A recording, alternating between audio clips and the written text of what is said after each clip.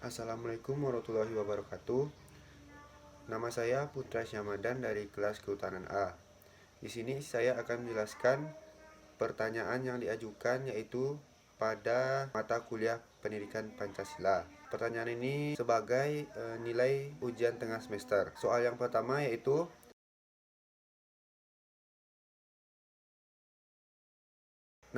bagaimana sih cara kita mengaplikasikan nilai-nilai Pancasila dalam kehidupan masyarakat, berbangsa, dan bernegara di segala bidang?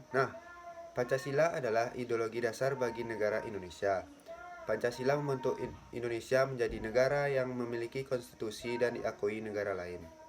Pancasila hadir sebagai pemersatu pandangan hidup warga negara Indonesia yang bertujuan untuk menjaga dinamika di dalam masyarakat. Di dalam Pancasila memiliki 5 sila, yaitu yang pertama, sila ketuhanan yang Maha Esa. Penerapan Pancasila dalam sila ini yaitu percaya serta takwa kepada Tuhan yang Maha Esa sesuai agama dan kepercayaannya masing-masing. Yang kedua, hormat menghormati dan bekerja sama antara pemeluk agama dan para penganut kepercayaan walau berbeda-beda. Yang ketiga, saling menghormati kebebasan dalam menjalankan ibadah sesuai agama serta kepercayaannya masing-masing. Yang kelima, mempunyai sikap toleransi antar umat beragama lain. Yang keenam, tidak bersikap rasis terhadap pemeluk agama lain yang berbeda kepercayaan. Kemudian pada sila kedua yaitu sila kemanusiaan yang adil dan beradab. Penerapan dalam Pancasila ini yaitu yang pertama, selalu menjaga adab dan kesopanan, kehalusan dan kebaikan budi pekerti kita dalam berbagai kondisi, baik dalam kondisi di dalam masyarakat maupun bangsa dan negara. Yang kedua, mengadakan gerakan penghijauan di lingkungan tertentu khususnya di tempat tinggal dan lainnya. Yang ketiga, mengakui persamaan derajat, hak, serta kewajiban antar sesama manusia. Yang keempat, saling mencintai, menghargai, dan menghormati sesama manusia. Yang kelima, tidak bertindak semena-mena terhadap orang lain. Selanjutnya, menjunjung tinggi nilai kemanusiaan dan yang terakhir, berani dalam membela kebenaran serta keadilan. Selanjutnya pada sila ketiga yaitu sila persatuan Indonesia. Contoh penerapannya yaitu cinta tanah air untuk menjaga persatuan dan kesatuan di tengah masyarakat, karena menyadari bahwa kita bertanah air yang satu yaitu Indonesia. Yang kedua, mencintai dan selalu memakai produk-produk dalam negeri agar perekonomian di dalam negara menjadi lebih maju. Yang keempat, mengutamakan segala kepentingan negara yang dilakukan untuk mewujudkan tujuan pembangunan nasional Indonesia.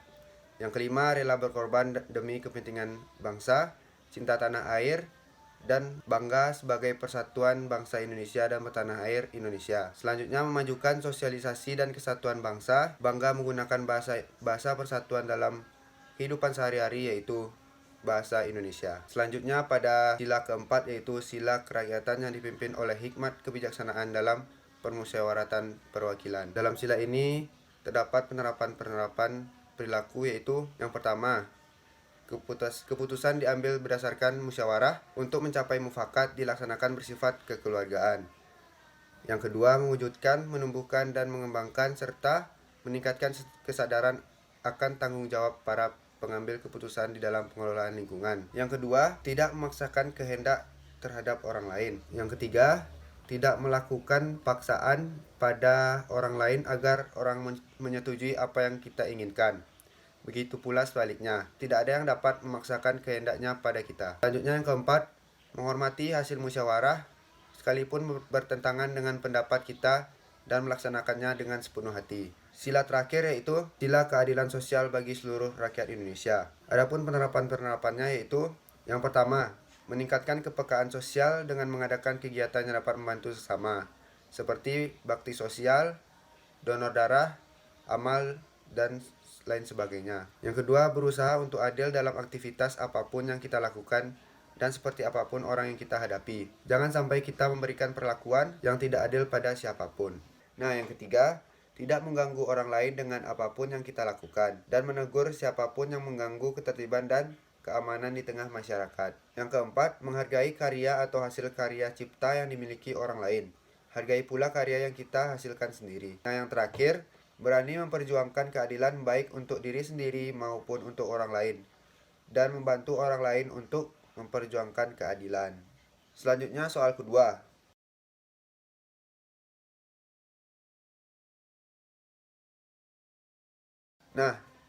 Adapun upaya dalam mempertahankan isi dan kandungan Pancasila di zaman modern saat ini atau yang kita sebut dengan era globalisasi. Upaya dalam mempertahankan isi dan kandungan Pancasila di zaman modern saat ini atau yang kita kenal dengan era globalisasi. Mengingat pengaruh globalisasi sangat kuat di zaman ini, maka kita sebagai bangsa yang punya jati diri dan kepribadian yang berbeda dengan bangsa lain memelihara jati diri dan identitas nasional. Identitas nasional memiliki beberapa unsur yaitu Pancasila, Negara Kesatuan Republik Indonesia, Konstitusi, UUD 1945, Bhinneka Tunggal Ika, nilai budaya, bendera, bahasa nasional, lagu kebangsaan, lambang negara, dan lagu-lagu wajib. Upaya yang dapat dilakukan untuk mengantisipasi dampak negatif globalisasi ini adalah melakukan efektivitas pembinaan kebangsaan melalui pembinaan sikap nasionalisme.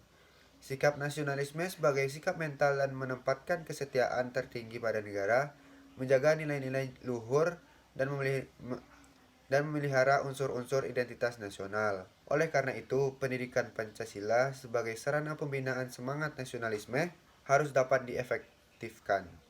Sebagaimana disebutkan dalam pasal 3 Undang-Undang Republik Indonesia Nomor 20 Tahun 2003 tentang sistem pendidikan nasional, yaitu untuk membentuk watak dan peradaban bangsa yang bermartabat. Dengan ini, sikap nasionalisme akan dapat dijadikan sebagai pembentukan sikap dan mental bangsa dalam mempertahankan jati diri bangsa di tengah arus globalisasi. Menyadari akan tantangan perubahan baik lokal, nasional, maupun global yang semakin berat, pendidikan Pancasila diharapkan mampu menumbuhkan sikap mental cerdas, penuh tanggung jawab dari mahasiswa untuk mampu memahami, menganalisis, serta menjawab berbagai masalah yang dihadapi di lingkungan masyarakat, bangsa, dan negara, yang dapat diselesaikan secara tepat, rasional, konsisten, kelanjutan, serta menjadi warga negara yang tahu hak dan kewajibannya. Selanjutnya, dapat menguasai iptek, serta dapat mewujudkan kehidupan yang demokratis, berkeadilan, dan berkemanusiaan. Dengan demikian dapat disimpulkan bahwa pendidikan Pancasila sangat membantu dalam mengembangkan kompetensi kewarganegaraan di era global, baik dalam kajian disiplin ilmu, kurikulum, dan pembelajaran. Pendidikan Pancasila akan dapat memberikan kekuatan dan berfungsi untuk memecahkan berbagai masalah dalam mempertahankan kedaulatan negara. Selain itu, kita sebagai masyarakat yang cinta akan bangsa dan negara Indonesia harus mampu mempertahankan nilai dan prinsip dengan menjaga identitas nasional bangsa yang semakin terkikis oleh arus globalisasi. Selanjutnya soal ketiga yaitu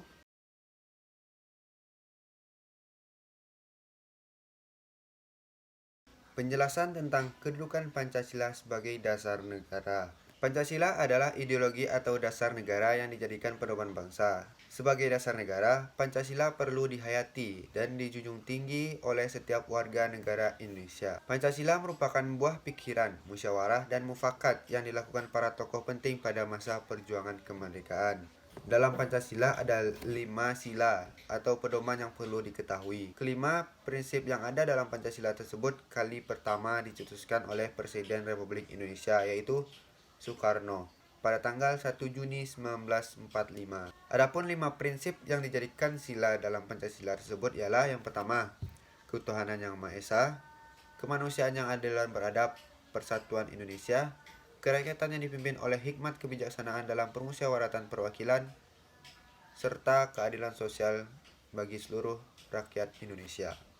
Nilai-nilai di dalam Pancasila merupakan pedoman normatif yang digunakan pada setiap kegiatan penyelenggaraan negara. Kedudukan Pancasila sebagai dasar negara Indonesia mempunyai arti bahwa segala peraturan negara harus sesuai dan tidak boleh bertentangan dengan Pancasila. Pancasila sebagai dasar negara juga berarti menjadi pedoman dalam mengatur kehidupan penyelenggaraan ketatanegaraan negara dalam berbagai bidang. Pancasila telah ada dalam segala bentuk kehidupan rakyat Indonesia. Kedudukan Pancasila sebagai dasar negara di dalamnya mengandung makna sebagai ideologi nasional, cita-cita, dan tujuan negara. Karena jika tidak, maka bangsa Indonesia akan mudah terpecah belah dan tidak memiliki tujuan dalam bernegara dan berbangsa. Pancasila sebagai dasar negara mempunyai makna sebagai berikut. Yang pertama, sebagai dasar untuk menata negara yang merdeka dan berdaulat. Yang kedua, sebagai dasar untuk mengatur penyelenggaraan aparatur negara yang bersih dan berwibawa, sehingga tercapai tujuan nasional yang tercantum dalam pembukaan UUD 1945 alinea keempat. Kemudian yang ketiga, sebagai dasar, arah dan petunjuk aktivitas kehidupan bangsa Indonesia dalam kehidupan sehari-hari. Nah, selanjutnya soal keempat yaitu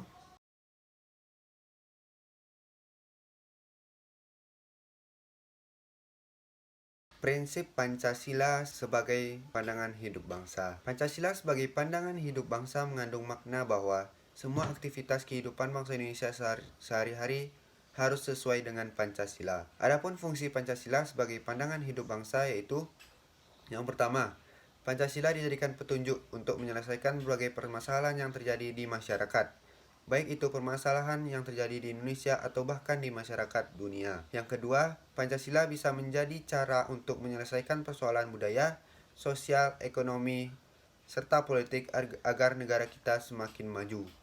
Yang ketiga, warga negara Indonesia jadi memiliki acuan untuk membangun dirinya berdasarkan apa yang menjadikan cita-cita bangsa.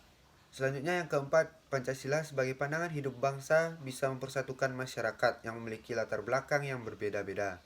Pancasila harus dijadikan sebagai pandangan hidup bangsa oleh seluruh warga negara Indonesia. Selanjutnya soal kelima yaitu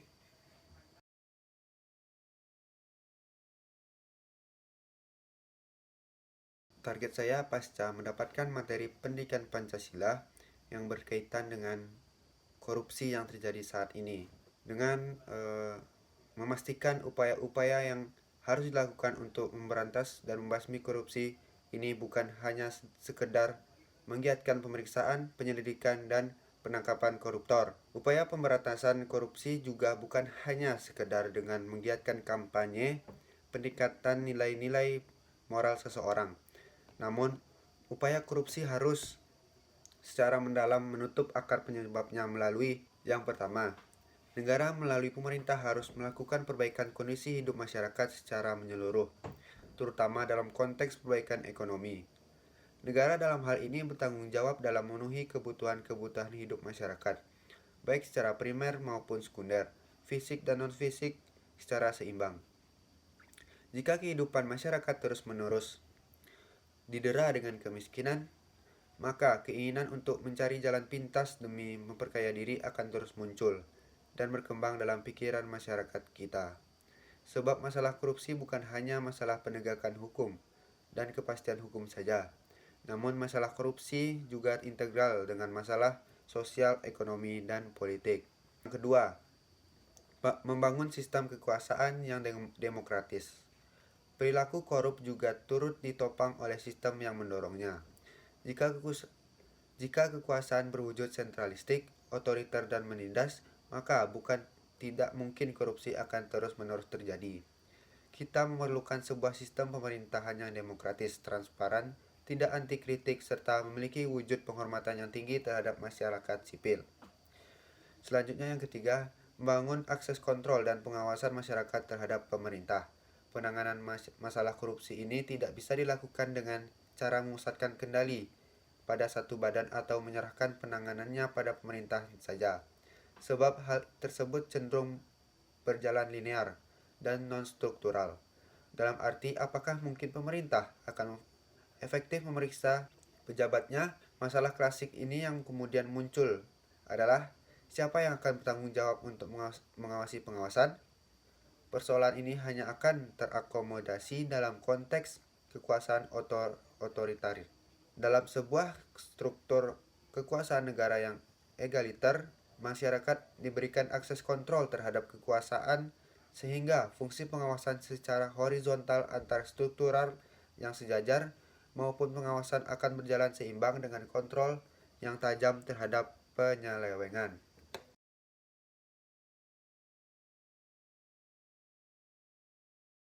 Contoh kasus yang berkaitan dengan masalah demokrasi yang terjadi di Indonesia, salah satunya adalah money politik. Sepertinya money politik ini selalu menyertai dalam setiap pelaksanaan pemilu, dengan memanfaatkan masalah ekonomi masyarakat yang cenderung masih rendah.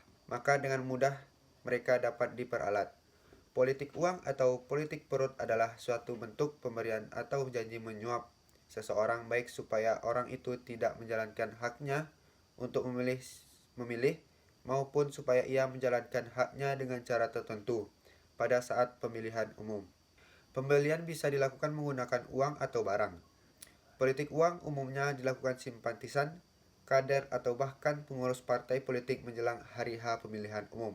Praktik politik uang dilakukan dengan cara memberikan berbentuk uang sembako antara lain beras, minyak dan gula kepada masyarakat dengan tujuan untuk menarik simpati masyarakat agar mereka memberikan suaranya untuk partai yang bersangkutan.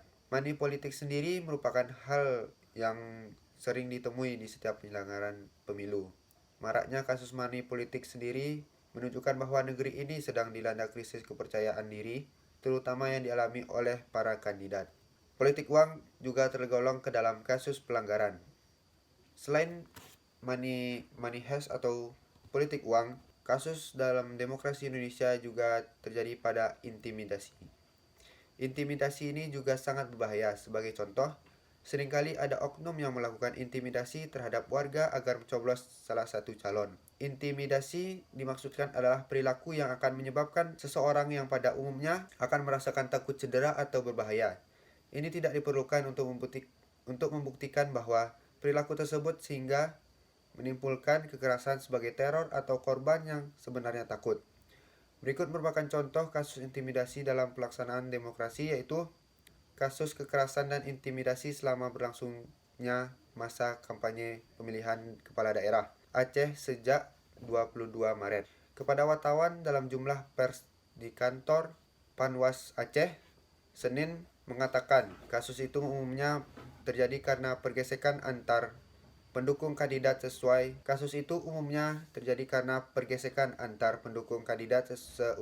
menggelar kampanye. Ada yang dilempari batu, diketapel, juga ada yang menghalang-halangi masyarakat untuk datang ke lokasi kampanye kandidat tertentu.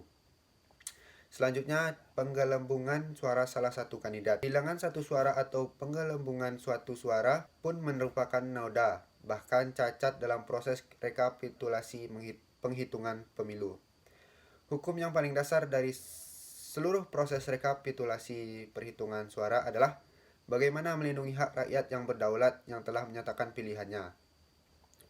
Proses rekapitulasi tetap menempatkan asas jujur dan adil sebagai landasan moral dan etika, khususnya bagi penyelenggara pemilu.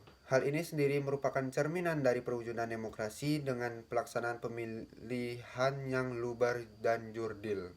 Penggelembungan suara bukan hanya merugikan salah satu pasangan kandidat, tetapi juga mencoreng nilai demokrasi yang merupakan amanat UUD 1945. Terus ada tragedi Trisakti. Demokrasi sendiri memiliki dua sisi yang berbeda, sebagaimana pada tragedi Trisakti yang merupakan sebuah peristiwa kelam dalam sejarah demokrasi Indonesia, di mana hal ini merupakan sebuah peristiwa penembakan yang terjadi pada tanggal 12 Mei 1998 terhadap mahasiswa pada saat demonstrasi menuntut Soeharto turun dari jabatannya. Kejadian ini menewaskan 4 mahasiswa Universitas Trisakti di Jakarta, serta puluhan lainnya luka-luka. Mereka tewas tertembak di dalam kampus, terkena peluru tajam di tempat-tempat vital seperti kepala, tenggorokan, dan dada. Sudah bukan rahasia lagi jika ketika masa Orde Baru, demokrasi adalah sesuatu yang mahal harganya. Bahkan untuk menembusnya harus dibayar dengan nyawa. Sebagaimana yang terjadi pada tragedi Trisakti ini, dilatar belakangi oleh kondisi ekonomi Indonesia mulai goyah pada awal 1998, yang terpengaruh oleh krisis finansial Asia sepanjang 1997 sampai 1999. Mahasiswa pun melakukan aksi demonstrasi besar-besaran ke Gedung Nusantara, termasuk mahasiswa Universitas Trisakti.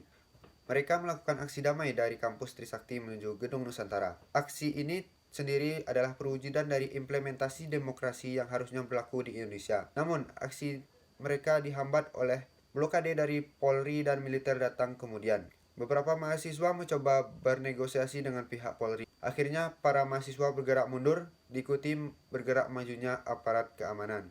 Aparat keamanan pun mulai menembakkan peluru ke area mahasiswa. Para mahasiswa panik dan bercerai-berai. Sebagian besar berlindung di Universitas Trisakti, namun Aparat keamanan terus melakukan penembakan. Korban pun berjatuhan dan dilarikan ke rumah sakit. Nah, itulah